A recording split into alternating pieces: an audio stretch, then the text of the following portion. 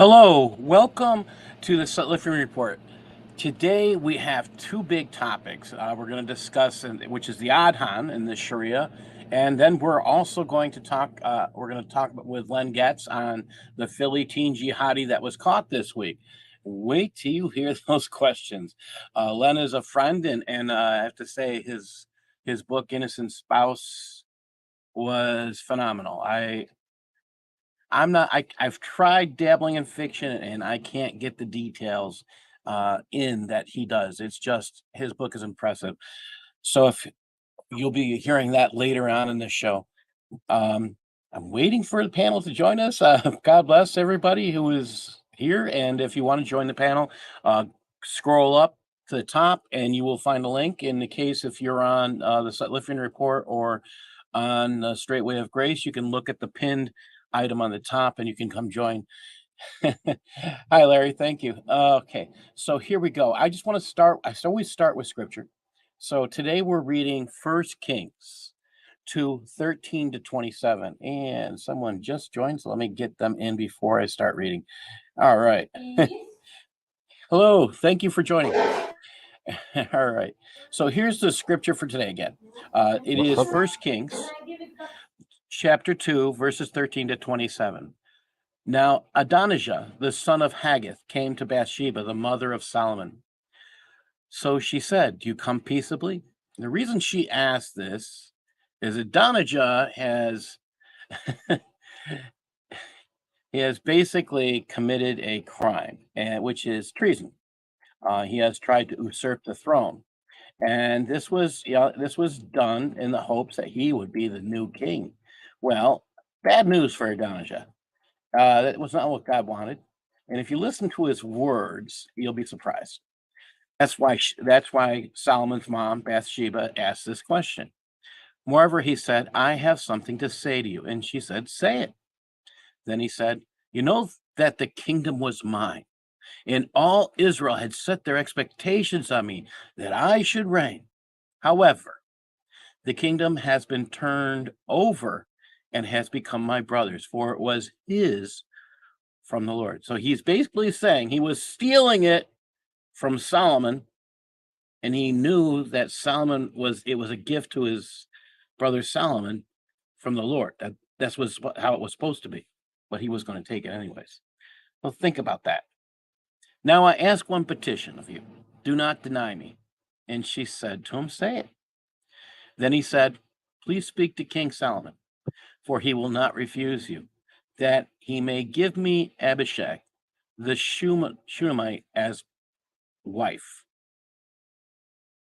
Now, this person that is being spoken of was basically the concubine that was picked for King David, who was a virgin, to keep him warm.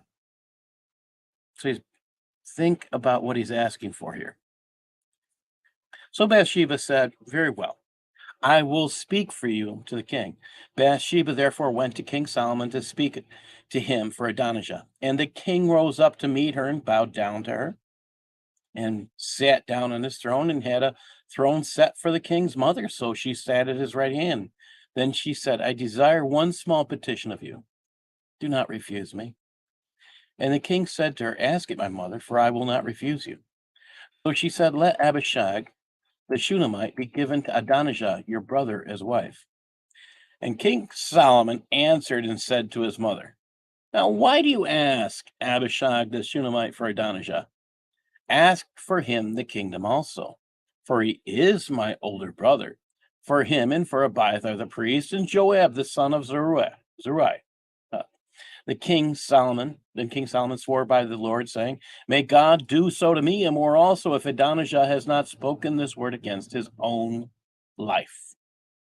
Now therefore, as the Lord lives, who has confirmed me and set me on the throne of David my father, who has established a house for me, as he promised, Adonijah shall be put to death today."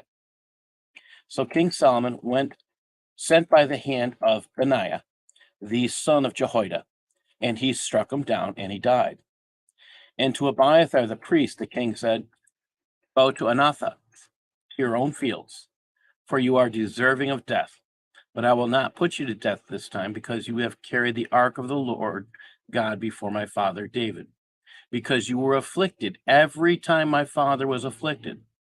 So Solomon removed Abiathar from the being priest of the Lord, that he might fulfill the word of the Lord which he spoke concerning the house of Eli at Shiloh. Adonijah guaranteed his own death by seeking the mourning virgin consort of his own father as his bride. Adonijah, in doing this, openly admitted he was usurping the throne, and that Solomon was God's chosen leader for the people of Israel. Knowing this, he still cannot contain his. This is the thing to think about. This would-be king, who had selfish desires, couldn't even contain his own lustful desires, that he dared ask a man that God put on the throne to give him his lusts, to give into his lust. And like, what did he think would happen? Is my question. He seals his own fate by doing this. It's like, you have to sit there and wonder about some people. Next, King Solomon removes the treasonous priest, Abiathar, who, like his father, sought to please men. And I say like his father because we're talking about this going back. This would be one of the children of Eli's children.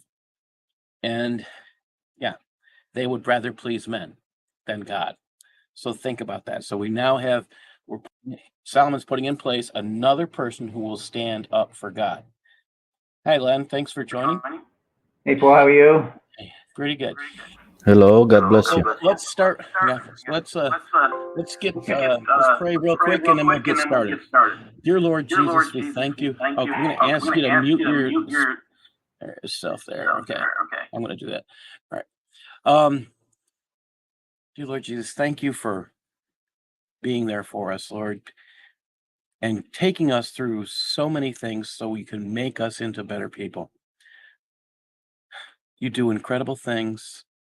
We just ask, Lord, that you would continue to mold us into the people you want us to be. In your name, Lord Jesus, amen. You might need a headset, Len, or because we can hear you. That's why I muted you. Sorry. The joy of what I'm going to do here is I'm going to present. Put my screen up here on this topic now. Let me just get okay, here we go. And I have. Paul, are you saying Yes. that a guy that wanted to be a king, enjoying his own lusts, was rebuked by God? Oh, absolutely. He wasn't Muhammad, I believe. It does sound like a. I mean, I think it's hilarious that this would-be king starts out with lust. And for those people wondering why I have this shirt on today, I gave platelets today. I do believe in giving blood and helping others. I give platelets because I've had many friends die of cancer, and I try to give about once a month. And if you're just wondering why I'm making a big show of this, I think people need to give when they can. Not everybody has the guts to do it. For me, it takes 2 hours because you have to sit there and wait. But I look at it as another way you can give back. All right, so let's get into Sharia today. Today's big question everybody needs to listen to is Sharia here telling us that it is man-made? Because there's nothing in this section that comes from the Quran or the Sunnah. Nothing. So doesn't that pretty much say it's man-made law? For all those Muslims who are listening, we're going to read it. I have translations, and you'll see what I mean. And this is just some incredible stuff. Len, when you're ready, you can unmute yourself when you're ready, okay? And you're free to comment whenever. Okay. F 3.0 says the call to prayer, which is the adhan, and the call to commence the iqama. Now, Christ is salvation. Would you like to read F 3.1? Are you able to see it? Yeah, of course I can.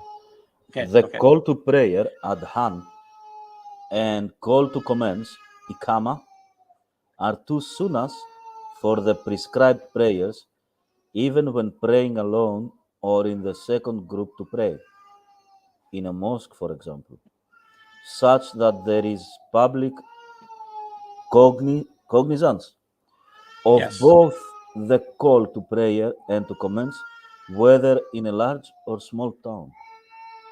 Now, this is really interesting because in prisons, the Muslims are claiming they have to be allowed to pray together in large groups. But you notice here it says when praying alone. So Yeah. you don't need to pray in large groups, is what I'm saying. This is about the call to prayer. The guy who's going to be calling everybody. You can pray But alone. Paul, we knew Yeah. that for a very long time that they could pray alone, even in their houses. Yes. We knew that, like for years now, for decades. And in, I don't know about, I mean, this is in this country, there are groups like CARE are now insisting that that information's all wrong, that they have to pray together. It's like, so here it is. No.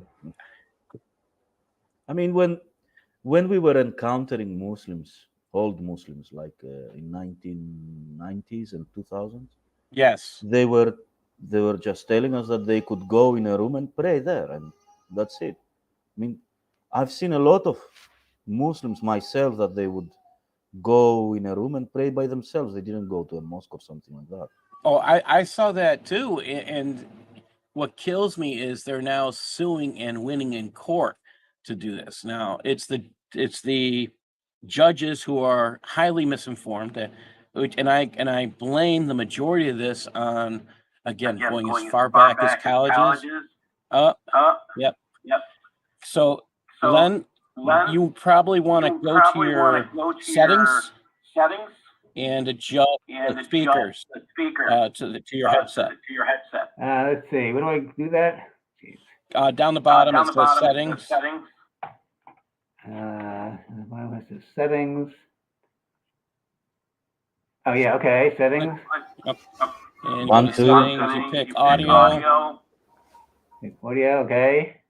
and you'll find let's see, speaker. Speaker, okay. Click on speaker. You should adjust. Headphones. Yep. And then, Okay, you should be able to hear me. I should be able to hear me on yours. Well, I still don't hear you. I'm still hearing the echo. Yeah. All right, I'm going to mute you for a little bit. Okay, if you're able to fix that, let me. Oh, you can unmute yourself, okay? Okay. All right. So here we go. Call to prayer. This is what I find interesting with this. Like I said, that one part. But here is the other thing about it, which I didn't underline. So I wanted to see Christ of salvation. Do you see another thing that's interesting there, which I didn't underline? Okay, I hear you through my speakers, through my headphones. Yay! Yeah, you're fine. Yes, thank you. You're fine. Thank you. And you can hear me too, So right? Len, Okay, yes, good. great. Good. Thank you. Okay. Christ of Anyone want- salvation and Len, do you see something on the screen that's not underlined in that F3.1 that is kind of interesting? F3.1, that brings closer here. The two sunnahs that it says, I don't know where it is. You know what it is I'm looking at? It Tell says me. such that there is public cognizance. What exactly is public cognizance? I don't know. Okay. So actually in the translation, the accurate translation, I had Usama go through it, and it doesn't say public cognizance. It says that the local will appear. So this is what they're trying to say. A politician will basically, it's a display of power. That's what it's about. Ooh. It's all about a display of power. Ah. Now, Paul. Like, yes, I was at the LA Fitness a while ago. You familiar with LA Fitness? Where you exercise. Can you hear me? Yes, I can hear you. Loud and clear. Okay, so all right, good. So I went to in the locker room, and there's a section in the locker room that has a TV in front of it, but the section in the locker room and about 5 or 6 or 7 or so, I don't know, a whole bunch of Muslims were praying in the locker room. Like, I don't know, they just praying. I think they were all praying in the locker room. And I asked myself, are they allowed to do this? Number one. Number two, why are they doing this? Why are they doing it? And number three, this is public space. They're turning public space into private space. And why is LA Fitness allowing them to do that? So as you can say, it's a show to political power. It's not just political power. It's they want to take over civil power. It's taking away your freedom to move. If I want to go in there and watch TV, let's say, if there's a TV on, well, I can't because it's a public area for public watching TV, because there's a TV in there. I don't know why, but there is. But you can't do that when they're praying.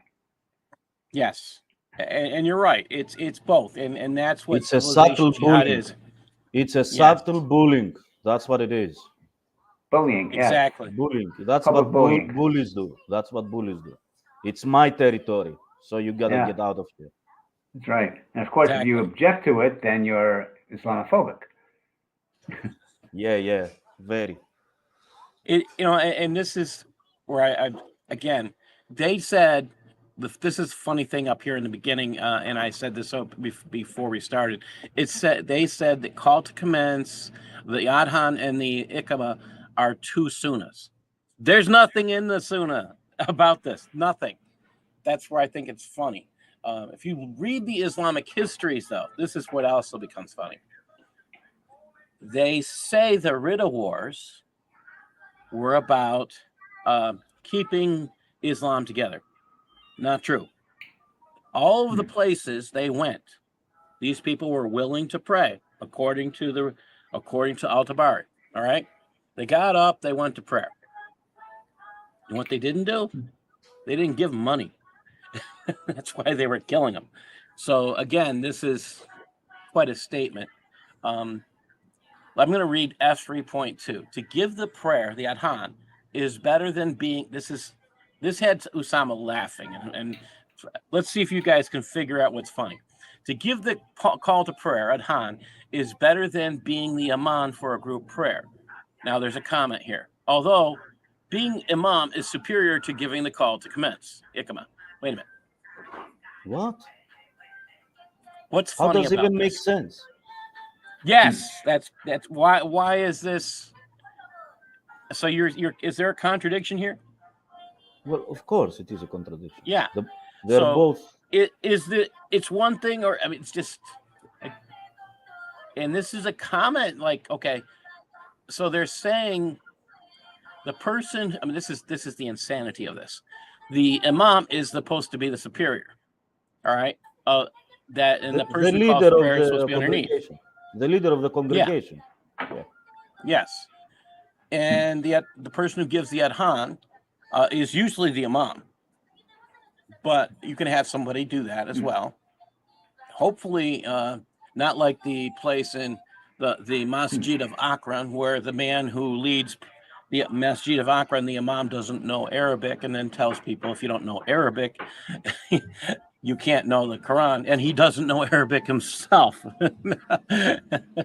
What is the difference between the call to prayer and the call to commence? Isn't it the same thing? When you call to prayer, we're going to get into that. The same as calling to commence. I mean, I don't know. The call to commence, it gets defined as we go on. So you're going to see. So the call to prayer is the initial call. And this is a good question. The call to prayer is the initial call to prayer, and that's what we're talking about now. The iqama is the call to commence the second prayer. So if you have to make up prayers, that's the call to commence. You can start then in the second group. That's the second group that's for. So again, it's. Like they're really going to call someone to do a different. I mean, you're either. I really still don't get it. Paul, I really don't still do it. I don't get it. I just don't get it. It's the same person. I'm stupid. It's the same. Way. No, you're making sense. It's the same person, so it's really amazing. It's usually one person does all three, especially with small mosques, but this is just kind of ridiculous. So, all right, I'm going to go on. F3.3. Len, do you want to read that one? When praying alone in a mosque where a group has already prayed, one does not raise one's voice in giving the call to prayer, though if no group has yet prayed, one raises it. The same applies to a second group to pray. They do not raise their voice. What? Now, this is humorous again. Praying alone in a mosque. How does it even make sense, Paul? Yes, yeah. So here's, I mean, I had a lot of questions when I was reading this and talking to Usama. Okay, when you do the adhan, you're calling out, and they're now putting it out on a loudspeaker, so everybody in the area around can hear this. So wait a minute, don't raise your voice when giving the call to prayer. But that isn't that contradicting the whole purpose of the call to prayer? It doesn't. How is someone going to call for prayer without raising their voice? I mean, how is that? Exactly. How is that even possible? This is exactly it, and this is where, I mean, these are man-made laws that really make no sense. Like I said, this is proof. These are man-made laws. They don't even, they're not even consistent. They contradict what their very purpose is. So this is the silliness of it. I mean, this is where I say most Muslims haven't read Sharia, but they know Sharia. They only know it by name. They only know it by name. Yes, they don't know a lot. They think the they laws. do. I mean, anybody who's read the stuff we've read about the humor of farting, that Allah is afraid, Allah hates farts, or he just finds them disgusting, or yeah. All right. Christ is Lord. Can you read F3.4? It is sunnah for a group of women who are praying together to give the call to commence without giving the call to prayer. What the heck? So what's the difference between commence? So this is what that means. I'm gonna put this up. So I asked. I thought I knew what it meant, and I was right. So I checked with Usama. This is specifically written so a woman cannot do the adhan. They can't give the call to prayer. And basically he was telling me that you have to understand that in Islam, the voice of the female is like her private part. She's not supposed to talk. She should never talk. Yeah. That's what it basically is saying. I will ask my wife not to stop talking then. I mean, I'm like, really? wait a minute. Yeah, I was like, that's how they respect. I mean, that's what, again, they have very little respect for females. And now you're starting to catch why. Well, Paul, I knew they didn't have a lot of respect for women, but that's beyond the imagination of not having respect. I mean, the voice of the female is like her private part. What? Yeah, they want you silent. Yeah, they want you silent and compliant. And understand that when a woman is silent, that is consent. So this is what they're also saying. She needs to be silent. She can't give this. She can't take part in this. So what if her private parts will release air? You know, like fart. That's private part as well, isn't it? Well, let's just say that she probably gets lots of bad breath that way. Okay, I'll read the next one.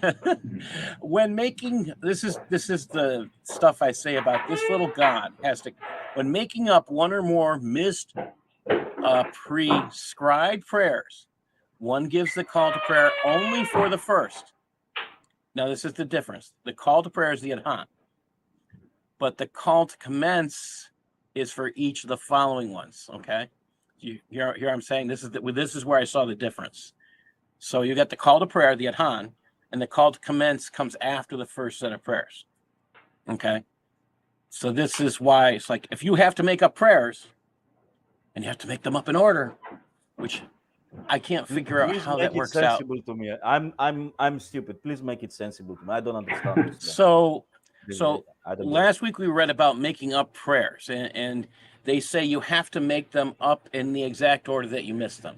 So if I missed, let's see, the evening prayer, I have to now, and at this time, do the evening prayer that I messed up, if that's what I missed. But if I missed like the evening prayer, the morning prayer, I missed so many, I'd have to make them up in the exact order I did. Well, Like I'm if really gonna someone remember. misses like 3-4 days of prayer, what are they going to do?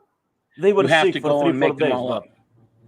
That What? means you have to make them up, or you have to be careful because you can get executed for missing them too.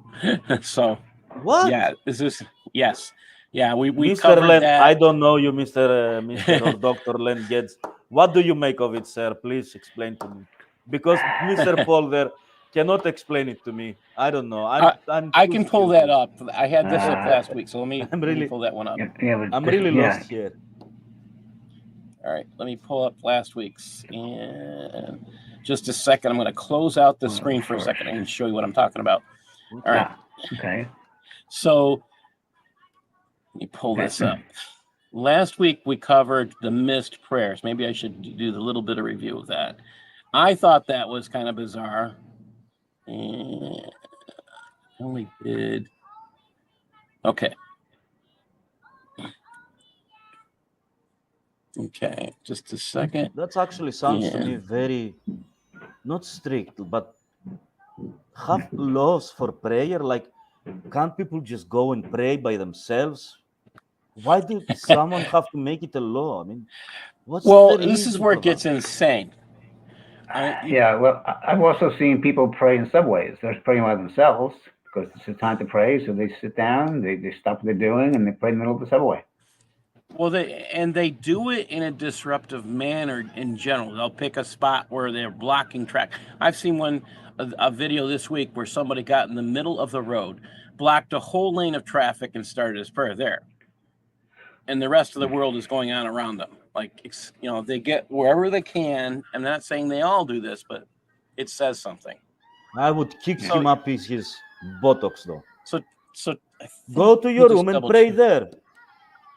Why doesn't he go to you're his thinking room the and pray same way there? I am.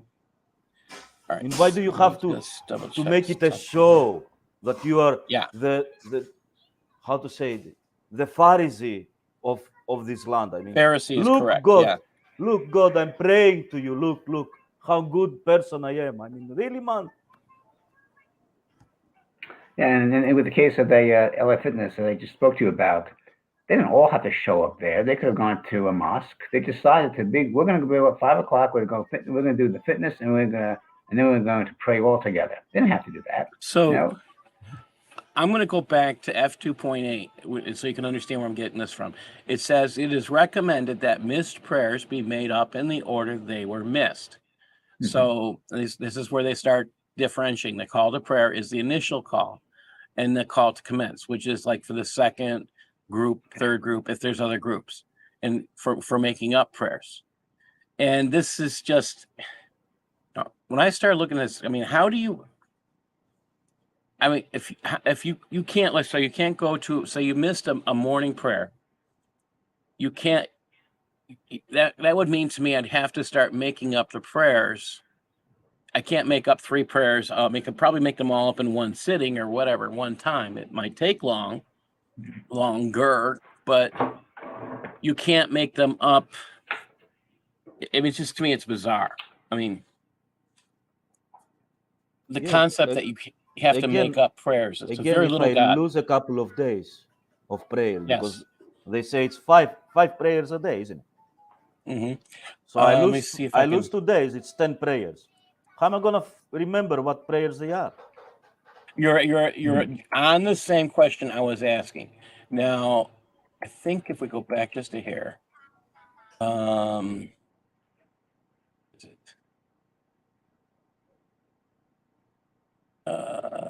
Okay, right here, and we did this a couple weeks ago.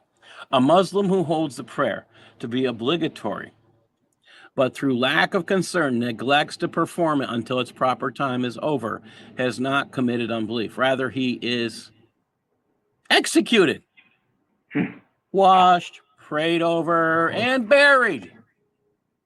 So this is where you have to be very careful. If you miss your prayer and you're doing it through neglect, you understand it's obligatory. Wait a minute, Paul. Wait a minute. I lose a couple of days prayer, I get executed. How am I gonna fix that then? If I'm dead, You can't. That's the point.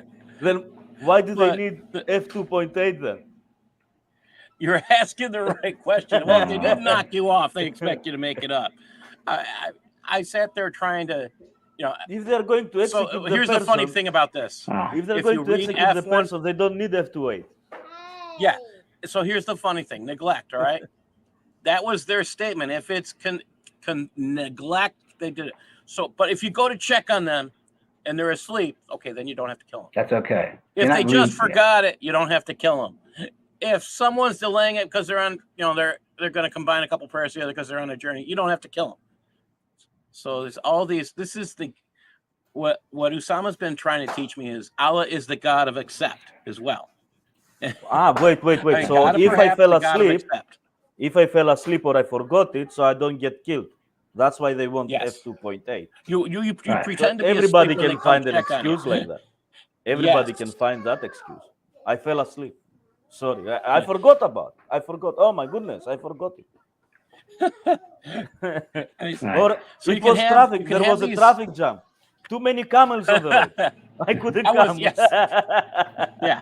Yeah, it says a lack of concern. So I guess if you're sleeping, you're not. That's not a show of lack of concern. You just fell asleep. Not your fault. You fell asleep. So you're absolved. But if they come find you and you're just purposely neglecting, well, I don't want to go. Right. Bam! Or I'm watching TV instead. Yeah. Oh boy, I wouldn't want to be caught watching TV. Well, somebody rats you out. Oh boy. Yeah. Scary. And this is the laws that all Muslims believe is for the entire world. And, think about that. This is, there again, people have to understand that the people who suffer the most from Islam are those who are submitters to Islam, which is what Muslim means. So Muslims are the ones who suffer the most. It's not us Christians, even though they're killing us. It's not the Jews, even though they're killing the Jews. It is the Muslims themselves that suffer most from Islam. And this is the scary thought. Now, if you're wondering where this comes from, it comes from Reliance the Traveler. I say pick that book up. It is Traveler spelled Traveell. That's 2 L's, E-R. I think I've got my copy. I've got another book here I'm going to share with you in a minute. I have a copy in PDF form. But I'm going to get out of this one for a second, and I'm going to go back here. Okay. This is where we were. All right. So now you understand what I was saying. This is what I'm talking about, where we're at 3.5. We're talking about making up prayers. This stuff, there was a lot of rules on this. Like, can you really remember? I mean, I remember I made to make up 3 days. And are you thinking, okay, 3 or 4 days, 5 days, 6 days? Do I really count in my head? And so that was another question I had for Usama about this. And here's what he said. As I was laughing last week, and I said, look, we got to be thankful that Allah's the one counting the prayers. He says, no, Paul, you got it wrong. See, I was thinking if Allah's counting, he can't add. So I've got it made. Allah can't do math correctly. That's evident in the Quran over and over again. He cannot do what? He cannot add? He can't. He doesn't do math well. He can't add fractions. I mean, that's evident over and over again. That's true. Here's the funny thing about this. If what Usama says, no, you got to remember, Paul, the ones who are recording things are that you have a good angel type thing, and you have one who records all the good things you do, and you have another one there recording all the sins you do. So the one who records all the sins, like missing prayer, he's the one who's giving the list to that you have to. He's the one recording all that stuff. So now the angels are. Here I'm going. The angels are better at math than Allah. So, I bet they are worse than him. Yeah. Yeah, it made me laugh when I was thinking about it. So they made the angels more responsible, even though the prayers are not to the angels; they are to this thing called Allah. All right, let's go on. And all right, so F3.6 if this is too small to see for some people, this is as big as I can make it on my screen. I can do it one more time. I'm going to go one more size up. Just a second here. Here we go. That better for everybody? Yeah, it's fine. Yeah. All right. Okay. All right. The words of the call to prayer and call to commence are well known. Now let's hear what they said. They're well known. Then we enter into a note, which to me is humorous. Okay. It's a note. It's not the Sunnah. It's not the Hadiths. It's not the Quran. It's a note. So this was added to Sharia. Here we go. Ooh. The words of the call to prayer mean Allah is greatest, Allah is greatest, Allah is greatest, Allah is greatest. Sounds like they repeat themselves pretty good. Okay. Why Then are they you say, saying that? I testify there is no God but Allah. I testify there is no God but Allah. And they say this 3 times. And the Muhammad is the messenger of Allah. And then they say that they repeat this again. Come to the prayer, come to the prayer, come to success, come to success. So again, you have another note here. At this point, before the dawn prayer, one adds, prayer is better than sleep. Prayer is better than sleep. Okay, we're gonna talk about this in a minute. I'm laughing about that one, and I have a particular statement about it. But they say Allah is greatest. Allah is greatest. There's no God but Allah. All right. The words of the call to commence mean Allah is greatest. Okay, they're kind of, one is the adhan, again, and again, they're talking about the call to prayer and the call to commence. Again, they're not quoting the Quran, they're not quoting the Hadiths. Notice there's no citation here for that. And those notes, that whole section, that whole paragraph above, and all the way down to the bottom here, these 2 paragraphs are nowhere in Sharia. It actually starts with the words to the call to prayer and call to commence are known. That's the end of it. These are all notes that were added. So think about that. So how do they know? Yes, they're just well known. It So could be. I had some It could be questions. just like just come to the prayer. That's it. Yeah. So here's where I find this interesting. I was talking to, I want to make sure, because this, as much as I can listen to things and listen to people talk, I want to trust, ask someone who is a lot more of authority than I am to get better information.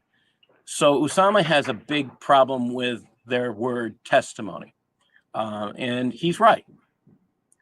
It says bear witness, not testify. And you can't give, this is the problem with their usage of the word testimony or bear witness. According to Sharia, you can't bear witness to or testify to things that you haven't tasted, you haven't touched, you haven't seen. Oh, you hear what I'm saying? Can you bear witness that Muhammad is a prophet when you haven't touched, seen, The heard shahada by anything? itself, then it's a prohibition from Yes, Sharia. yes, it is. It makes you a liar. It makes you bear false witness. Yes. So then it gets worse. So this whole point that they have just committed, in many ways, shirk, because they equate Muhammad with Allah, pretty much in that first pillar. But let's keep going.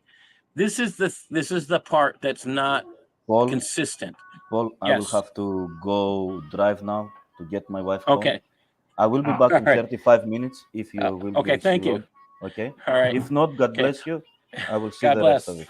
God bless you. Thank guys. you. Thank you for Okay. having me. So, God bless. The next part, it says, this is for the Sunni, not the Shiite. So this is, understand, the Shiites add something to this. The Shiites add, Ali is the friend of Allah. Now, here's the part that makes me laugh. It says, prayer is better than sleep. Okay. Listen to this. The note said, at this point before the dawn prayer only, one adds, prayer is better than sleep. Wait, this starts at 5 a.m. And if your locality has allowed the call to prayer, this could start at 5 a.m. in your area. Oh, and I was like, well, he's like, wait a minute. This could start as early as midnight. What? Wow. I think that kind of blew my mind. He said it could start as early as midnight. I'm like, whoa, Wow. this is, yeah. And don't they use like I'm not, a horn or a buzzer for the sound for the call to think about a prayer? loudspeaker. This is a loudspeaker. Loudspeakers, and Yeah. it's not just people, not just Muslims, but there are people who are non-Muslims who hear these call to prayers, or hear these speakers, and aren't they, isn't that disturbing the peace? That's the 5 o'clock in the stuff morning. that makes me, if you had a loudspeaker and you were doing this next to my place, I would consider an infringement on Privacy. my peace of mind to begin with, privacy, my right to my own religious beliefs. I mean, I would be filing so much paperwork on these people. But we have foolish, hateful people in this country who hate your freedoms, and they are enforcing this happening in, I don't know if there's one in Philadelphia that's doing this, but I've read about different areas in this country that are actually doing this, and in Canada. Yeah, I haven't read about in Philadelphia yet. Not yet. Good. But there are sections in Philadelphia that are pretty much solely Muslim, so they may do it there, and maybe nobody complains because they're all listening to it, and they want it to happen, and maybe it's not as loud, maybe it doesn't go beyond their community. But there's areas in Germantown and South Philly, that's possible. I don't know. In my small area, it's not happening yet. There are some.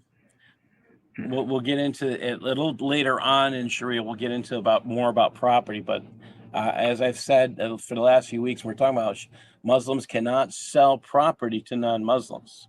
So that's something you have to consider. Where he's talking about Muslim communities, I'm talking about it where I live, and these communities exist because Muslims cannot sell property. It's illegal for them to do this based on religion in this country, but they do this. And you're in Rochester? Important to understand. Yes, I'm in Rochester, New York. Yeah. Okay. Yeah. Okay. Yeah. In fact, I started to discover the community based on students that I'd had. I was really shocked that two students lived almost next door to each other. They came different years from different countries. They got their marching orders from the same place. So you're talking about Muslim students? Yes, and they got their marching orders from I believe it was McLean, Virginia. Oh. You know what I'm talking about. Yeah. The seat of the Muslim Brotherhood. Yeah. All right. Got it. I'm going to turn a page here. How many Muslims are in how many Muslims are in Rochester? I don't have a count. No, because in Philadelphia it's like 200,000. We have a big NOI group, and we have a large Sunni community, and majority of them are connected to Muslim Brotherhood type connections. And the reason I'm doing what I'm doing is because the tie of the Muslim Brotherhood into a local college that I attended, and I went for my master's. All right, F3.7. Each word, I'm skipping this note, must be recited in the order mentioned above. Each word. So you think about that. They're talking about what the notes. They're talking about the notes. So there's another rule about the notes. Each word has to be recited in the order. Okay. If one remains silent for long or speaks at length between the words of the call to prayer or the call to commence, it is not valid and must be begun again. So your person who's the adhan or iqama can make mistakes and negate your prayer. Think about it. When giving the call to prayer or call to commence by oneself, the minimal audibility permissible here, the minimum, okay, is that one can hear oneself. The minimum when calling for a group is that all the contents can be heard by at least one other person. Really. So if you're with somebody else, you only have to be able to hear by at least one other person. So you don't need to hear the call to prayer broadcast. Again, here's what it says in the law. You can take this and say, hey, this is all crap when you're saying you have to be able to announce it to everybody. And this is they're lying through their teeth saying they have to do this. So again, this is their law. This is where I think it's important. This is why we have to know their law, and we have to ask these questions. All right. F3.8. It is not valid to give the call to prayer before a prayer's time has come, except for the dawn prayer. And it's permissible to give the call to prayer in the middle of the night onwards. So here I was saying earlier, they can give this call for the prayer in the morning at midnight, and they can give reminders throughout the night. Oh, no way. No way. I'm not that patient a person. No. I don't know how you would. This is why I say it's destructive to the sleeping patterns of any human being. So I was talking to Usama, and I got this. You should not do the call to prayer earlier than the time. This is why I had him double check this for me. Yeah. Earlier than the time. The only one earlier allowed is the dawn prayer. You can do it at midnight, and that was just like, wow. I mean, dawn prayer. That's like 6 hours before dawn. Yes. Well, 5 hours before dawn. I mean, can you imagine? Well, the midnight prayer. Wow. Yeah. Oh, I would think it would be called the midnight prayer, but Yeah. no, this is preparation for you coming when you wake up. Like, oh, no. I'm not that nice a person. I couldn't handle that one. I guess then All if you right, do it, I guess if you do it at midnight, then you don't have to do it at dawn. Then you can sleep a little longer. That's, I've thought about that. That makes sense. I think that they would probably still do the 5 a.m. call though, or whatever call. All right, the next one here is F3.9. When giving the call to prayer and call to commence, which again is that second group of prayers, it is recommended to have ablution, wudu, stand, face the direction of prayer, and to turn the head, not the chest or feet, to the right when saying come to the prayer, and to the left when saying come to success. It is offensive to give the call to prayer while in a state of minor ritual impurity. More offensive to do so in the state of major ritual impurity, janaba. Even worse to give the call to prayer commence while in either of these two states. Wait a minute. One is worse than the other, but it's worse to be, and that doesn't make any sense. This is it doesn't make any sense. So what do they mean by minor ritual impurity, major ritual impurity? What they're saying is there's no major and there's no minor. That's the humor. That is written for us English people. Oh. There is no. It's just impure. All right. Okay. They are not. That's for us English people. They're not telling us the truth. They use two words here, but that's really all it is. Now, the humor here is that should someone fart, they have just negated the prayer. So if the adhan farts,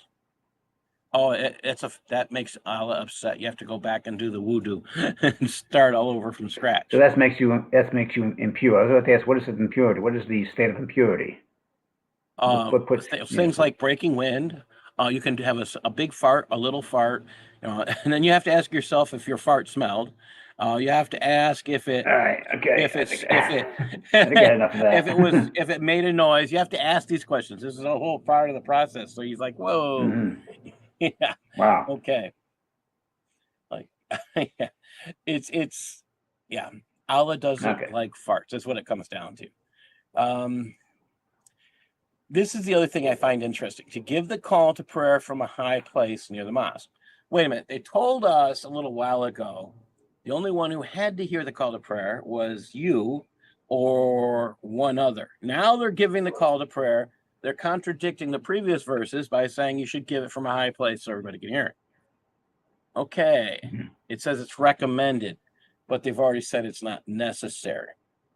So this is another thing that just keeps going. All right. Oh, let's see. PBS. XYZ, and I'm going to have to go pull that up for later. Thank you. XYZ, I'm going to pull that up later. I'm going to star that. Thank you. I'm going to star that, and I'll pull it up, and as soon as we finish here. All right. Thank you very much. XYZ is one of our great helpers and monitors in the Oh. room, helps, Mhm. does an awful lot of help. And this is it. He's actually pointing out that Minneapolis became the first major city to broadcast the Islamic call to prayer 5 times. Now, Minneapolis has a huge amount of Muslims. I think they're at 10 or 15%. And they think that's enough, someplace in there, to force the rest of Minneapolis to listen to it. 10 or 50% of the population are Muslims Yes, in Minneapolis? Wow. Yeah, that's what it's someplace in there.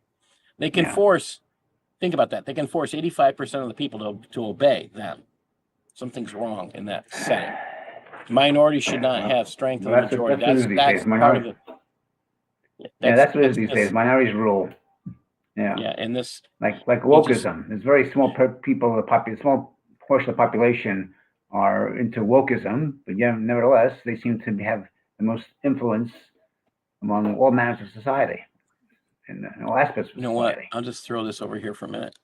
All right, I'm just going to throw this over here because I do want to point out how important that is, what he's talking about. And if you pay real close attention, I'm having a good laugh here because what do these colors represent? I know rainbow. They're in a Muslim area, but they have the rainbow here. This is probably saying they are in a not a Muslim controlled area, but probably a very liberal church. Well, maybe CARE. Mary CARE. CARE is big on rainbow. By the way, am I supposed to see you now? I don't see you now. No, I just covered it up. So yeah, I have the full screen used right now. Okay. But this is, again, think about this. This is being done 5 times a day. Would you be okay being woken up by this? Yeah, broadcast. And this is from let's see, is it this year, 2023, April 2023? Yep. Too small. So that's this year. Wow. What do they mean by person. What do they mean by to broadcast? Broadcast to how far? Broadcast to whom? Broadcast to the entire city? Broadcast to First major allowed the announcement of the adhan to be heard over speakers 5 times a day, year round. So these are speakers outside the mosque they're talking about. Outside their mosque. Okay. So anybody in the area could hear it. In that vicinity can hear it. And this is Jalani Hussein, executive director of Minnesota chapter of CARE. CARE, which is a Muslim America people. Yeah, they're the ones standing behind this, and that should be making everybody think. All right, I'm going to go back to this, and this is why we're doing this. We're going through this, and it's extremely, extremely important to understand what we're doing here. We're going through this slowly because, I mean, I could rush through this, and I think we missed something and we don't ask enough questions as we're going through if we don't look at things like that. Thank you again. Yeah, and Andrew Martin's right. Yes, there was a Muslim city that banned pride in the United States, the gay pride. That was Hamtramck, Michigan. They banned the gay. Yeah, so. Yeah, and Muslims, homosexuals, if you think supporting Islam is good for you, please do not stand in the area around a mosque saying those things, because if there's a high place in the mosque, they could probably take you and throw you down from that, or worse, take care of business. They would consider your existence an abomination to their way of life, and if they want to follow Sharia, which they consider Allah's law, I just would not want to be close by if that's what they're going to do. So the reason I'm pulling this up, going through this, again, is so we can ask questions. But remember, Muslims are not allowed to ask questions. So this is another point here. It says, okay, it is recommended. Remember, this is recommended to give the call to prayer from a high place. Now, to put one's fingertips in one's ears while calling the prayer. Now, again, I talked to Osama about this because I wanted to make sure I have a better take on this. And he says, that's not true. And I was like, what do you mean? So here's the translation and his explanation. In In Egypt, they pull their ears forward to hear themselves better, so they can hear. In Islam, it's this part of the prayer is all about the adhan, is all about hearing yourself. You want to hear yourself speak, and this is why they will do that. So you don't see them put their fingertips in one's ears, and this is, he's like, wait, that's not right. Okay. So think about that. Again, the purpose to hear themselves. Prayer, this, again, nothing here that we have read in this whole section has any citation from the Quran or the Hadiths or the Sirahs. Nothing. Absolutely nothing. Number 3, to take one's time in giving the call to prayer. Again, they have comments. You want to, the comments and the A and the O, these are scholarly statements. These are additions to what's actually stated. To take one's time in giving the call to prayer. That's it. That's all it really says. And to give the call to commence rapidly without pause. Again, this is what it says. It's not necessarily, this is where I think this is important to understand. It's different than what we see. F3.10. Now, this one starts out, it's obligatory for the person who's giving the adhan, which is the mazin. I don't think I pronounce it correctly. Mazin. A person who's giving the call to commence. To be, now listen closely. This is what the English says. To be Muslim. Okay, that makes sense. To have reached the age of discrimination. Now, we learned that's basically if you're toilet trained. Okay. To be sane. And if calling for a men's group of prayer, to be male. All right. So age of discrimination is toilet trained, and I think they wanted you to. That's when your age of discrimination begins. All right. To be sane. Well, that kind of makes sense. Okay. You don't want to. If calling for men's group prayer, which is they're all, then that person has to be male. Remember, the female is considered taboo. You can't let her call a prayer. If she's only calling women to prayer. Okay, the women can hear her voice, but no men can. That's why you won't hear the woman ever doing that. Okay. Then it says it is recommended that he be upright and have a strong, pleasant voice. It's offensive for a blind person to give the call to prayer unless a sighted person is with him to tell him what time is coming. Why are they saying that? Why is it you don't have to see to give a call to prayer? So why would this discriminatory against the disabled? They're looking at this being written at the time period is the blind person has to be told when to pray because he can't look at the time and figure it out on his own. Okay. And I think that's their reasoning, and they're very offended by people who have what could be known as disabilities. All right, so here's the real truth. And in translation, the first thing that is said is he must be free. Did you see that any place over there? So we're saying not a slave. He can't be a slave. All right, this is a problem we're going to get into in a minute. He must be of good reputation. It said that towards the bottom where it said it is recommended that he be upright. All right.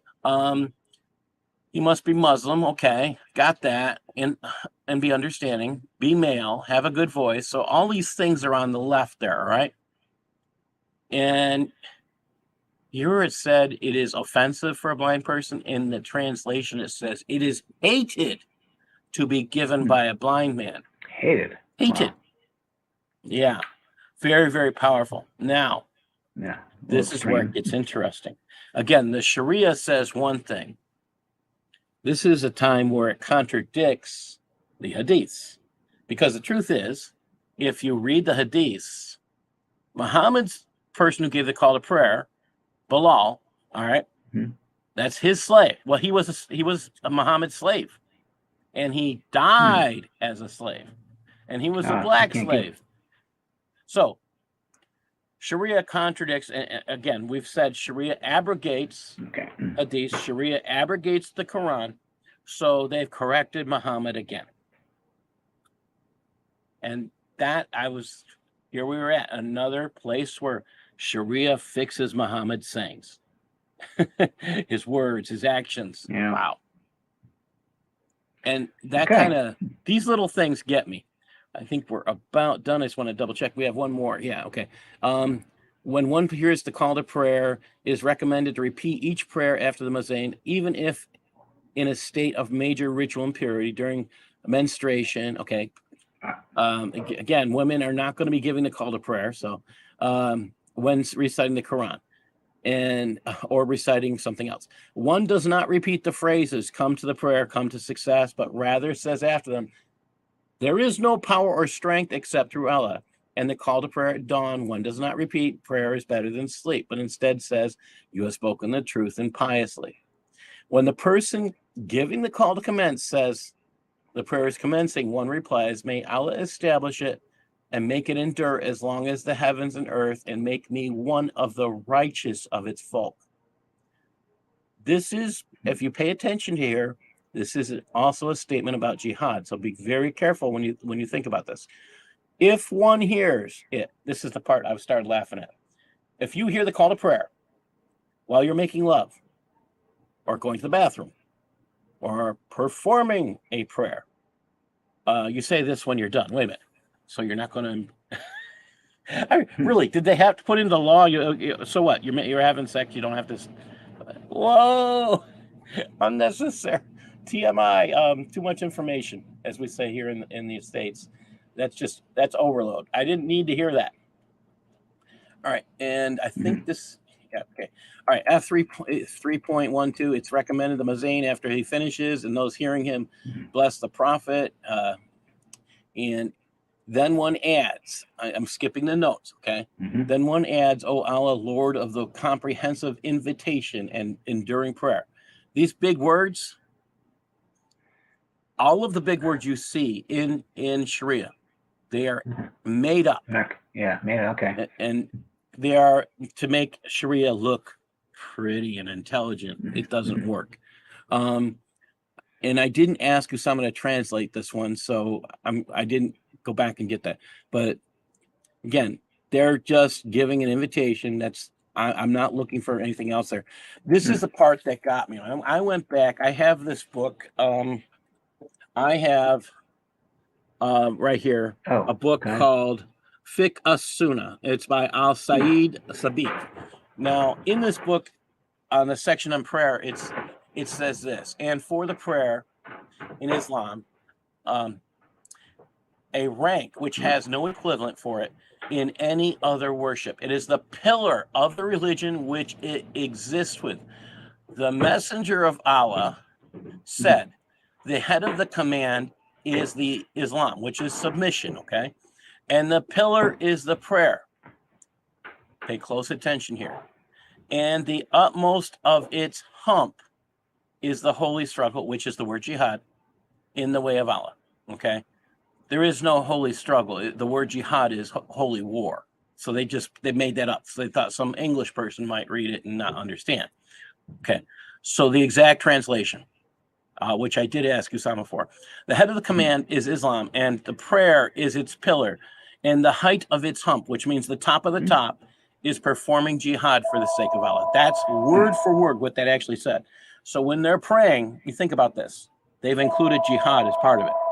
And this is something we, as the non-Muslims in the world, Christians, whatever, we need to pay attention to. This is what they're writing to each other. And this is the Arabic you can see down the bottom I had translated. It's kind of mind-numbing. And think about this. I'm sorry. I'm going back and laughing at Andrew Martin's comment. I'm sorry. But these are things to think about. Now, I asked, thank you for coming back, Christ is salvation. Thank you. Thank you for having me again. So this part, I mean, I was kind of mind numbed when I saw this, I read this, and I wanted to, I'm going to put it in next week when we start talking about this again.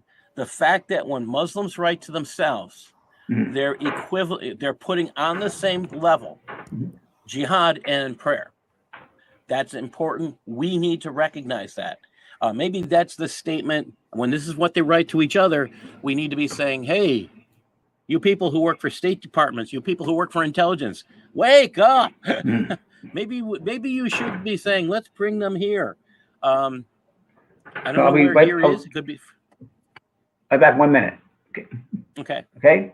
Okay. All right. Well, when you come back, you're going live. All right. All right.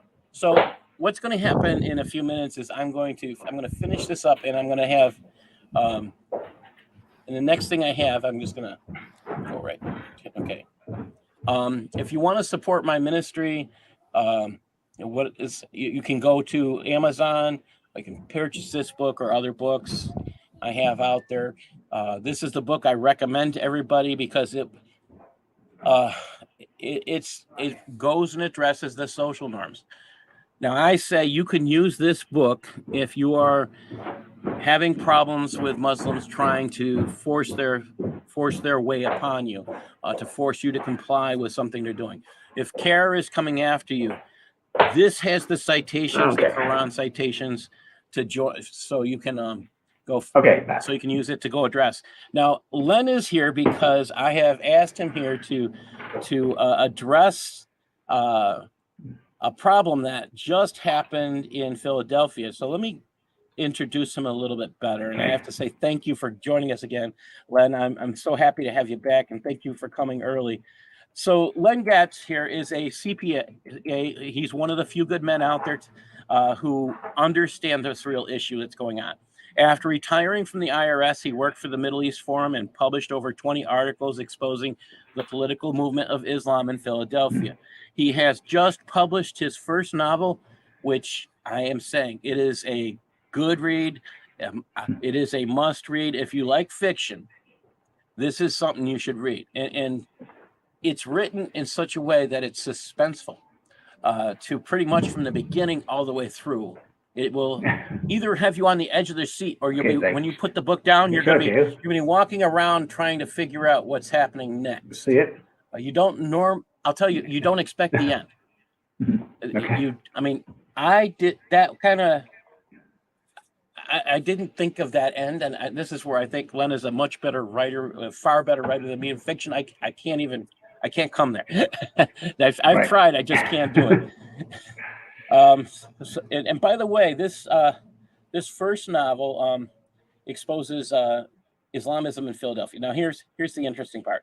Innocent Spouse is about an IRS agent finishing up his career working innocent spouse cases. When his manager taps him to audit the city's leading newspaper, the Philadelphia Times, the FBI is also looking over his shoulder, but won't say why. But before the audit begins, it's investigating journalists who had just published a piece in a rival newspaper about a controversial Muslim neighborhood is found brutally murdered. This novel, Innocent Spouse, is a finalist for the 2023 Killer Nashville Silver Falchion Award for Best Mystery. Can I show the book? Can I show the novel? Is it look like? Is novel the right word for this? I actually don't know. Yeah, absolutely, yes, absolutely is. And it's been reviewed by Robert Spencer. He did a great review. I saw that. Yeah. And it says here on the front, an outstanding novel full of adventure, surprising plot twists and turns, a telling book, and an America that's rapidly changing. It's on the cover. I think you read this, you're going to be forced to ask questions about what's happening in your community. That, to me, was the power behind it. I believe that was one of the reasons you wrote the book. If you are unaware of what's happening in your community, here's the danger in reading this book. You're going to want to know more. That's the danger in reading it. You're going to be a little bit more concerned because you're going to realize how real it is. Now, Len, this past week in Philadelphia, the FBI arrested a 17-year-old who was communicating with Al-Qaeda affiliated terrorists via the internet. And we talk about how life imitates art. I couldn't help but notice the similarities between the young man and the terrorist character in your novel. I don't want to reveal the story, so I'm not going to say which character. So, Len, please tell us a little more about this teenager and the charges he's now facing. So, first of all, I thank you, Paul, for having me on the show again. It's always a pleasure to be here. I think you've had me several times over the last 3 or 4 years, and it's really very honored to be here. And you're not the only one to pick up this similarity of what happened yesterday or last week with the arrest of the 17-year-old and the character in my novel. People have asked me about it. People have read the book, come in and say, "Look, this looks exactly like your book," and it's just uncanny. The similarities are just uncanny. So, last Friday, the 17-year-old boy was arrested by the FBI because there were evidence that he was communicating with a terrorist organization. It's called the Kitabat al-Tawhid al-Jihad, which within 2022 was recognized as a terrorist organization by the United States. It has ties to Al-Qaeda. And they found him, I guess it was the U.S. Customs and Border Police had records of 14 shipments, international shipments, delivered to him at his house, at his home, of military gear, military equipment. We're talking about materials that are used in making bombs. He was receiving guidance through the internet on how to make the bomb. There was indication that he was going to travel overseas to engage in terrorist activity. He was there was information about how to construct tactical equipment, wiring materials, how to make remote detonators. Chemicals were removed from the home as well. They found these items located in 2 places in the city, and when they got enough information, enough evidence to strike, the SWAT team came out on Friday, arrested him without incident. The FBI was involved.